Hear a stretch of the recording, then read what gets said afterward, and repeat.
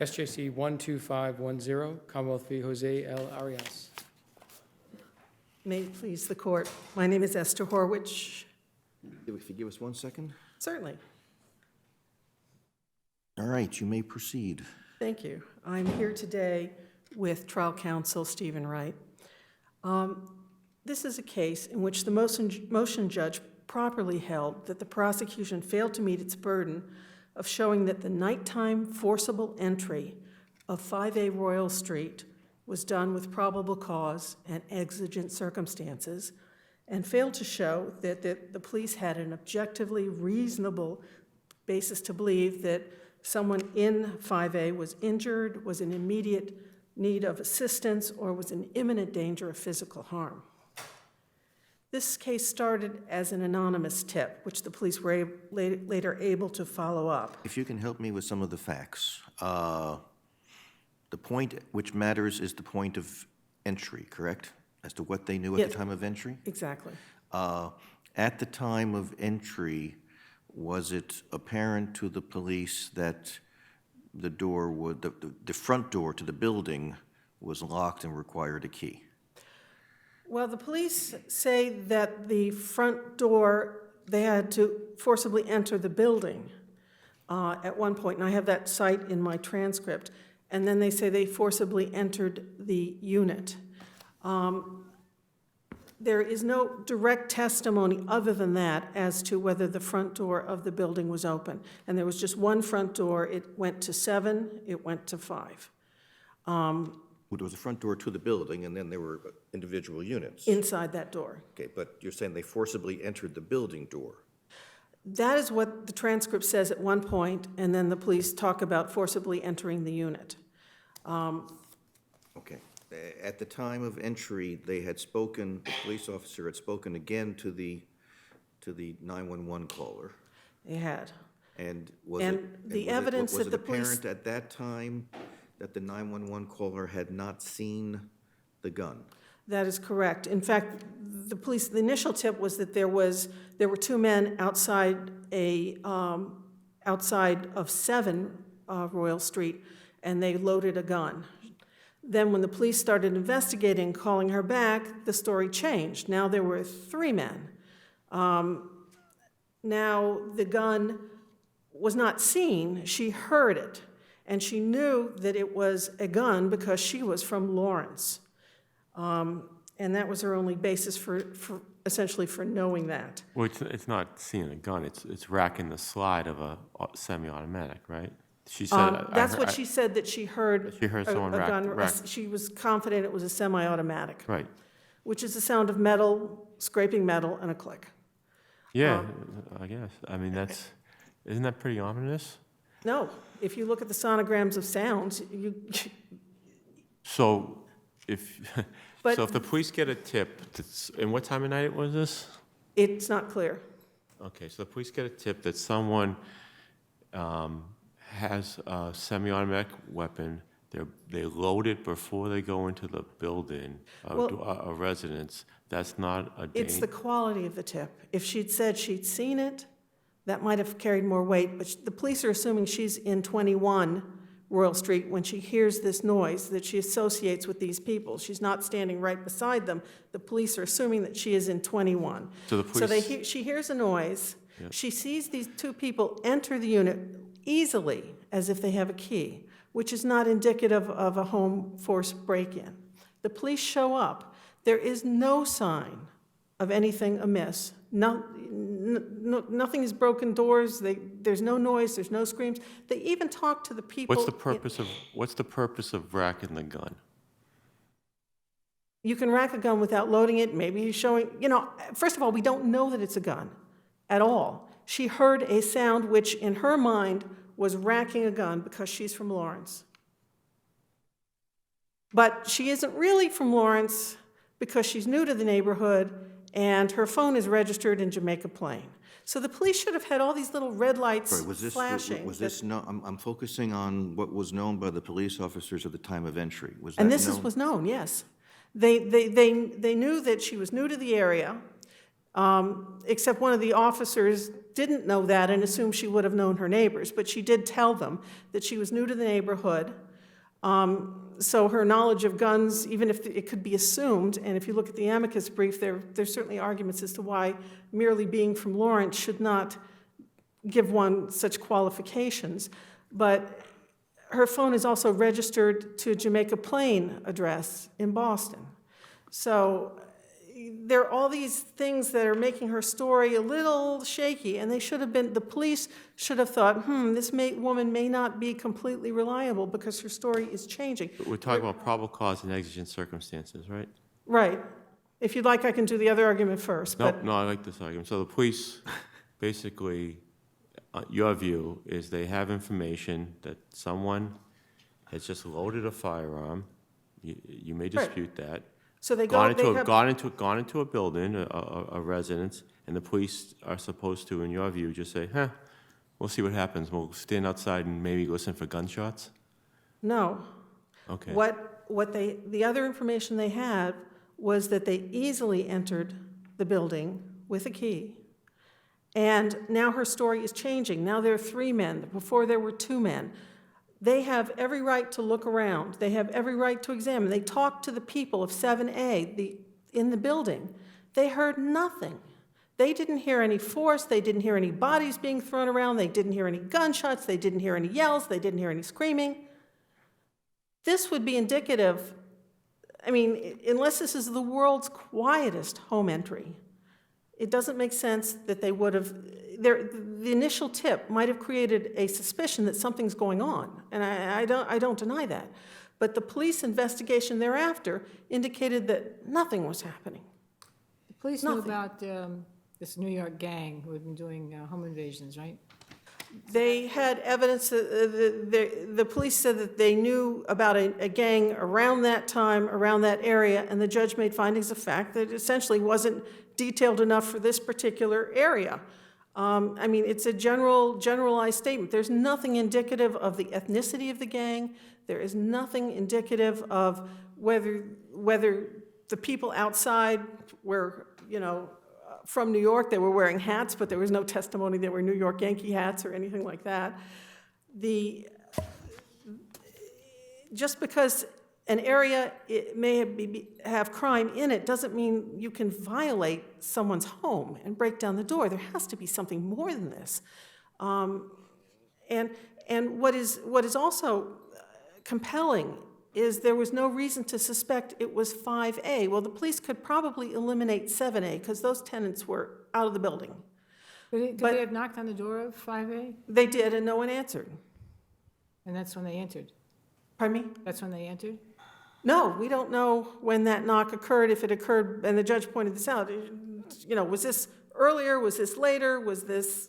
Well, I talked to the people in 7A, which is also on the same Yeah, 7A floor. came out because there was this huge police press, 15 officers, guns pointed. They came out. They don't know their neighbors. They didn't hear anything. No, I understand that, but I'm saying that, did the police then go to 5A and knock on the door? We don't know when they knocked on the door. They said they knocked on the door. We don't know what's going on in 7B. We don't know what's going on in 5B. 5B and 7B are the second floor? Yes. Right. Now, a man walked out of the 5 side of the building. The police were in the backyard. And a man walks out, and he's not carrying any stolen goods. Doesn't have a gun. He's not acting at all suspiciously until the police point a gun at him and say, police. And he panics and runs back into the building, and the door is locked after him. So it's a self-locking door. Or we don't know that. It was locked by the time the police got there. And from that, doesn't give them anything more to go on, because this man is not attired similarly. He has facial hair, which was not described by the woman who He's saw. wearing a gray and black sweater, but not either a gray jacket or a black jacket. Exactly. So this doesn't add anything to the mix, but the police somehow focus then on this side 5.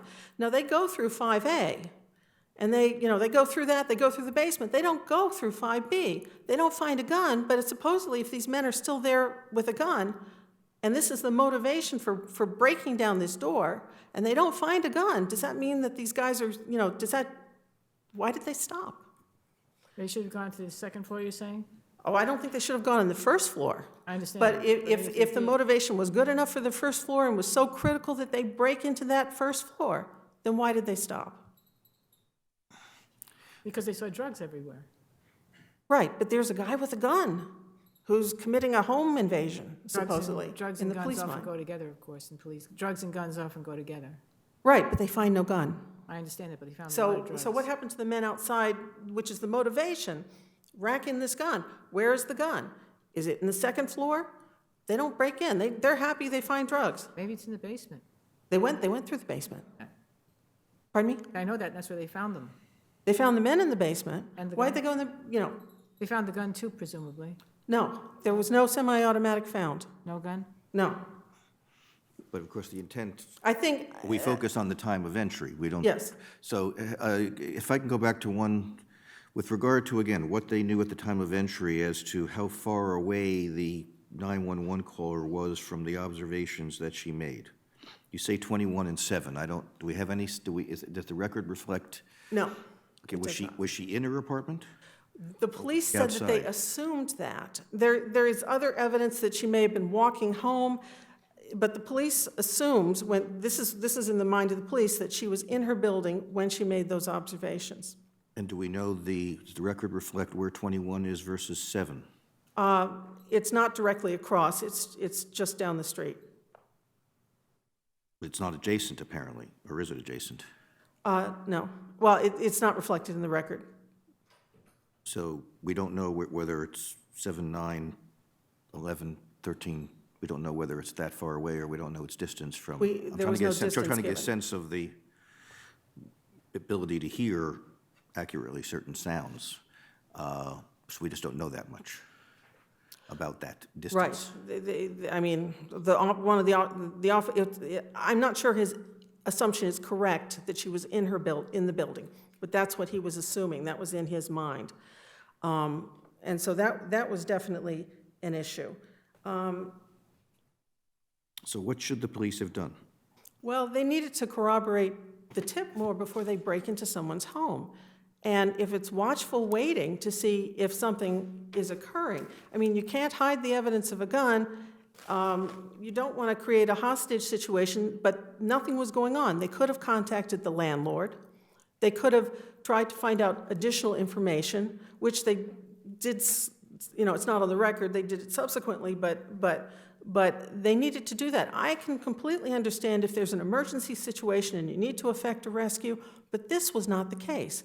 Everything was peaceful until the police showed up, all armed, and busted the door down. So it's not, you're saying that it wasn't obvious, there wasn't an immediate and serious issue going on. And you know what, maybe that's right. But of course, to use a cliche, we can't Monday morning quarterback this. No, but We got to try and put ourselves in the moment with the concerns about home invasions in the area, the 911 call from an identified person, the racking of the gun, going into a building, seeing the police, and going back in. You got to take all of that and try and put yourself right there at that moment, not in this academic discussion, and decide, is that enough? So that we've got a situation where you have an immediate and serious issue. But why 5A? And the judge was puzzled about this too. Why, of all those 4 units, maybe you can exclude 7A, but why 5A? Homes are sacred, and police should not be allowed to bust down the doors unless there's a reason for it, a legitimate reason. And there was nothing indicative that 5A was a crime scene or was about to be a crime scene. And that is a serious problem that they have. Now, Am I correct that you're not challenging the forcible entry into the building itself? no, I mean, I don't think they had the right to do any of that. But you're focusing on the forcible entry into 5A. Well, that's the one that really affects my client. And they must, it is, but for that entry into his home, none of, he wouldn't be charged with the drug matter that we're trying to suppress. Now, if I skip along to the not the exigent circumstances, but the emergency, this was a situation where the police were investigating a potential crime. They had no notice of any victims, they're seeking help. And so in this case, to ignore the need for probable cause just totally vitiates completely wipes out the emergency aid doctrine to just allow general entry. You don't need probable cause for emergency aid, do you? No, you do not. Not. But you need reasonably So objective if there's an grounds to think that emergency. someone is in need of that emergency aid. And in this case, again, why 5A? Why bust down that door? I mean, the burden is on the Commonwealth to prove that something was going on in that particular unit, and they haven't done that. Okay, thank you. So in all, I would just request that this court uphold the trial judge's suppression of the evidence. Thank you. Thank you. Mr. Steinfeld.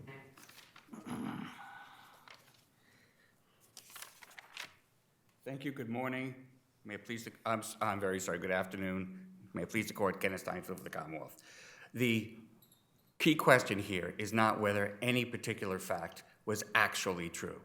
The question here is whether it was objectively reasonable for the police officers on that scene that night to believe that it was true. For instance, At the time of entry. right, whether or not the 911 caller actually heard the sound of a semi-automatic weapon being racked, or whether she was able to know that sound from having lived in Lawrence is not the question. Would it have been, or was it reasonable for the Lawrence officer speaking to her on the phone to believe that it was true? And it is objectively reasonable for that officer to take her word for it. Same for the man who came out of the back of the house, Diaz. The question is not factually, did he in fact leave because of a generalized fear of police, or did he go back because he was in the midst of an armed home invasion? The question is, was it objectively reasonable for Sergeant Cerullo in the back to believe that he went inside because he was then engaged in an armed home invasion? So for each of the factual predicates for the Commonwealth's argument, both for the emergency assistance and for the probable cause exigent circumstances, it doesn't matter whether the fact is true. It only matters whether it was objectively reasonable at that time for the officers to believe it. But I mean, you agree, let's assume, for the sake of argument, that information was certainly sufficient for them to conduct an investigation. Yes. And to have concerns that something very problematic was about to happen. Inherently dangerous, I would say. Okay, we'll put that aside for now. But isn't there, is there not an obligation as you further investigate to be examining the quality of the earlier information, and when you make a decision to be evaluating not only the earlier information, but whether or not there is anything to corroborate it, or anything, in fact, not really to corroborate it, but anything that would be inconsistent with it? Well, yes, but it's not this sort of a credibility analysis that might be done by a court or by a magistrate considering an application for a warrant. It is on the scene. The officer has to decide, okay, she told the dispatcher that there were 2 men. Now she tells me there's 3. Well, maybe she's not a credible witness because she says 2 or 3. The officer can't then sit down and compare all of the statements that she I understand, but let's has focus on the presence of a key. Well, there was no knowledge of no evidence of any key or that either door was locked. The language used by the officers was ambiguous. When they say forcible entry, they do not say they break anything down. They don't say whether it's locked. It is unfortunate, but the record does not reflect whether either the front door to both 5 and 7, or the interior door to 5 was locked. There's simply no evidence of that. The caller said she believed that they had a key because they didn't have to break it down. But there's no evidence of how they got in other than her belief. I'd also point out that the record does... Did the police actually break down the door? I don't know what they did here. They just said they forcibly entered. Forcible entry is something other than just easy entry, don't you think? I don't know.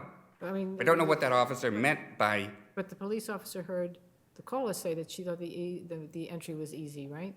yeah, she said she thought that they had a key, but the officer was not obligated to believe that. The officer could objectively have thought, well, this is a professional crew from New York. They might know how to get into this house quietly.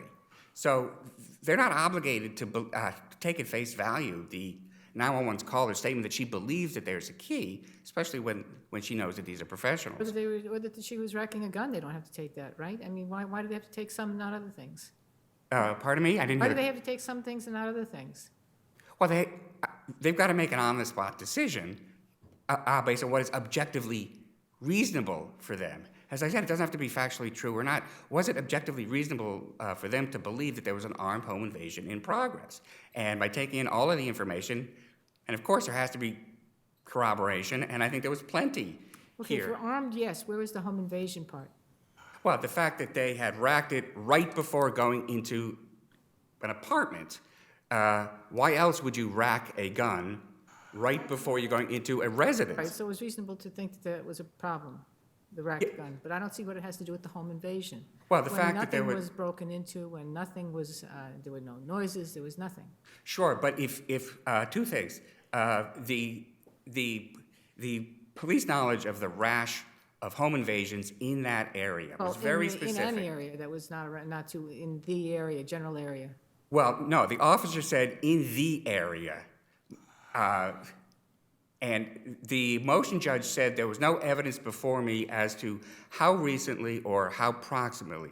She was incorrect. There was evidence that it was in this area recently. So the police could think this is the very neighborhood in which these home invasions have been occurring by this professional crew. And again, the racking of a weapon right before going in, one doesn't load a weapon, obviously, unless one thinks or fears that one might need it. Does it matter if it could have been a boyfriend racking his gun to go kill his girlfriend?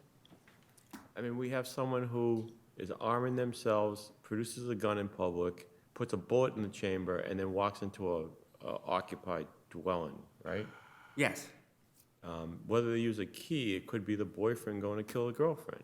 Right, but either way, both there's probable cause and exigent circumstances and the need for immediate assistance in that case as well. These police just happen to be focused on the crime of home invasion because of the rash, but certainly the same circumstances would support that as well. And I think in that same situation, if that's what had actually happened, again, it doesn't matter what his actual intent was, it is what was objectively reasonable for the police to believe was So the going police on. get this tip, they say, probably not enough, and they just kind of wait in the parking lot, and then someone blows their girlfriend's head off. Is that the conduct we want the police to engage in? Absolutely not. But I mean, but there's silence. They walk in, there's silence. Yes, they walk in and there's silence. They speak to the first floor neighbors. They do not know whether the home invaders have subdued the people inside. Of course, it's an element of home invasion that there are people inside the apartment when they're there, or they believe that there are people They inside. didn't hear any knocks or any screams or anything. Neither Right. did the neighbors before that. Pardon me? Neither did the neighbors before that. I'm sorry, I can't hear your question. Neither did the neighbors before that. How did the neighbors? No, what? I said neither, the neighbors didn't hear anything either. They told the cops that they didn't hear anything.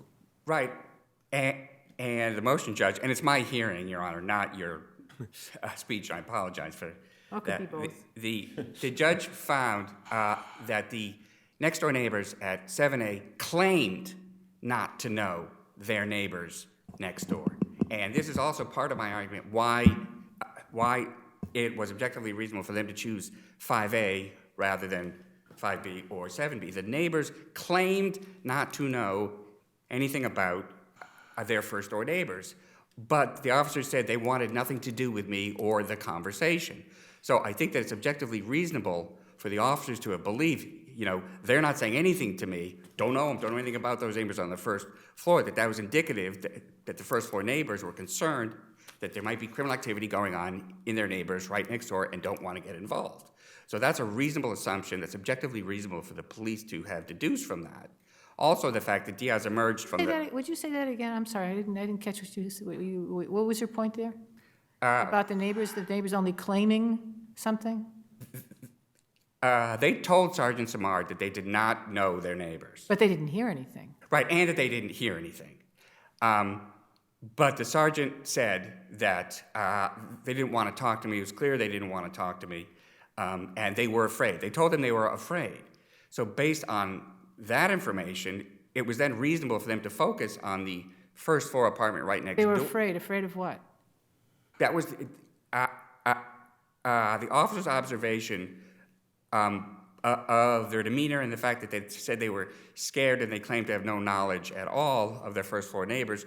From that, the officer could have reasonably deduced that they feared that there was illegal activity going on in 5A, their first floor neighbors. When the police spoke with the neighbors, were they in the neighbors' apartment? Yes, So they could hear for themselves that there was nothing? right.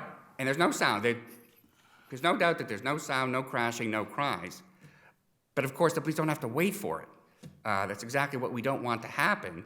You know, the police... You also don't want police just barging into houses when they don't have any evidence to do so. Absolutely not, but I don't think that that's the case here. They had significant evidence, and they had certainly objectively reasonable basis to believe that someone inside 5A was injured or in imminent danger of physical harm because of the nature of the crime that they reasonably believed was going on in that house. As to there are several factual statements, and I'm sure the court... Let me step back a little bit. Sure. Time period between the 911 call and their entry, how much time passed? Well, there was 5 to 8 minutes between the first arrival on scene by the officers and the entry, and the first officers arrived pretty quickly after the call, so perhaps 10 minutes. But 5 to 8 from the time that they arrived to the time that they made this entry. And they didn't just barge right in, obviously. They surrounded the house, they saw Diaz come out, they spoke to the neighbors, they called the 911 caller back to get clarification. And I do want to say that the record does contain a finding by the judge that the house of the 911 caller was at 21, which is at an angle across from 5 to 7 Royal Street. And that's in the judge's findings of fact. But the key is her observations were made while she was walking down the street to her house. But the police didn't know that. Well, but the dispatcher did know that. When she called back, when Sergeant Samard called her back, she did not then say, I made these observations while I was walking down the street, but she had told the dispatcher that. But the question again is, was it objectively reasonable? If they're not obligated to say, well, you were inside your house and that's 75 feet away, so I'm not going to credit your statement that you heard the sound of an automatic weapon. In March, when the windows would have been closed. Pardon me? It happened in March. It would have been cold, and the windows were closed. Yes, perhaps. But the observations were made from the street. But the police didn't know that. You said Well- the dispatcher knew that. I thought before it was clear that the police didn't know that that was where she was. Well, I don't think that fact, even if they believed that she heard it from inside her house, if she had said, in fact, I heard it from inside my house, which is at an angle across from 5 to 7 Royal Street, it still would have been objectively reasonable for the police to have believed her that she heard that sound. So it's not whether it's, again, factually true, it's whether was it objectively reasonable for the police to believe that it was true, regardless of where she was when she heard the sound. I guess the concern I have is I understand what is reasonable suspicion, but the investigation that accompanies a reasonable suspicion is in part to determine the quality of the information that causes the reasonable suspicion. Yes. And here you have nothing, not only nothing that corroborates, but a good deal of information that is inconsistent with the information which triggered the reasonable suspicion. Well, I disagree with the premise that there's no corroboration. I think it's very, very significant that Diaz left the house, saw the police, and turned right back in. I point the court... And why is that? Because does not match the description of the 2 or 3 people who entered. Well, he does match the general description. Hispanic, but it's Lawrence. That's hardly enough, is it? Right, but these police officers have to decide there was it reasonable for them to believe that he fit the general description? If someone comes out of an apartment, sees police, and With guns he didn't raised? just say, "Can we talk to you for a sec?" They had their guns drawn, said, "Lawrence police, show your hands," and he immediately turns around and goes back in the house. And I point this case to the, point the court to Commonwealth versus Pasquale, 413 at 798, which I cite in my brief, but not for this point. In that very case, a man also named Diaz left the third-floor rear door of an apartment, saw police approaching, coming up the stairs with guns, went back inside the apartment, just like here, and the court said in that case that that was evidence that the suspect that they were looking for was inside that apartment. And so too here, when you have a man coming out, it's not, did he actually just fear police? It's, was it objectively reasonable for them to think that he was participating in a crime? And I think it's highly corroboratory. In fact, Judge Roop said that the only significant corroboration was that event. So even she acknowledged that that was significant corroboration. I also think that the rash of home invasions specific to this time and this neighborhood was also significant corroboration. And I'd like to briefly address the question of high crime neighborhood. This is not a high crime neighborhood case. There was no evidence that this is a high crime neighborhood. There was specific evidence of specific crimes going on in this neighborhood. And it doesn't matter what the zip code is or the socioeconomic status of the people who live there. This is the police response, which I hope they would respond the same way in any community.